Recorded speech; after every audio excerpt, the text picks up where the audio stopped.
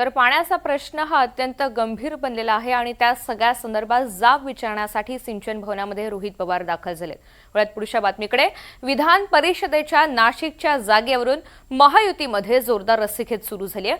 5 दिवसात उमेदवारी अर्ज भरण्याची प्रक्रिया सुरू होणार असल्यामुळे जागा वाटप आणि उमेदवार निश्चितीचं युतीसमोर मोठं आव्हान उभं ठाकलंय।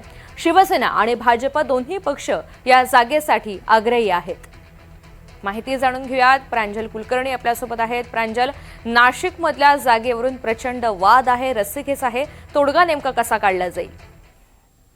तुझ्या आपण जर बघितलं तर नाशिकच्या राजकारणात पुन्हा एकदा महायुतीतील अंतर्गत संघर्ष जो आहे तो चव्हाट्यावर येण्याची चिन्ह दिसत आहेत। कारण लोकसभा असेल, विधानसभा निवडणुका असेल, महापालिका असेल आणि त्यानंतर आता स्थानिक स्वराज्य संस्थांच्या विधान परिषद निवडणुकीतही जागा वाटपावरून महायुतीमध्ये जी आहे ती जोरदार रस्सीखेच ही बघायला मिळते।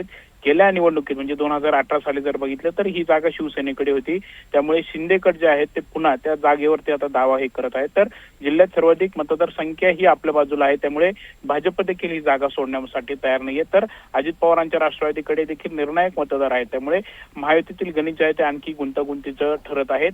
आता महायुतीमध्ये एकंदरीतच ही जागा जी आहे ती कोणाकडे जाणार की मैत्रीपूर्ण लढतीचा प्रयोग जो आहे तो पुन्हा एकदा बघायला मिळणार, याकडे राजकीय वर्तुळाचं लक्ष लागलेलं आहे। 2 दिवसांपूर्वी श्रीकांत शिंदे जे शिवसेना शिंदे गटाचे खासदार आहेत ते नाशिक दौऱ्यावरती होते आणि त्यांना पत्रकारांनी याबाबत विचारलं असता ही जागा शिवसेनेकडे होती, त्यामुळे यंदा पुन्हा एकदा ते आमच्याचकडे राहील, मात्र संपूर्ण जो निर्णय तो एकनाथ शिंदे साहेब घेतील असं देखील त्यांनी म्हटलं होतं।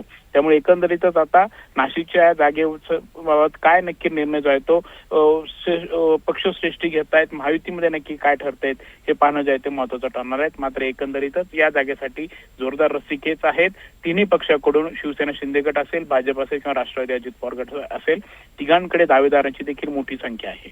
निश्चित, धन्यवाद सविस्तर माहितीसाठी।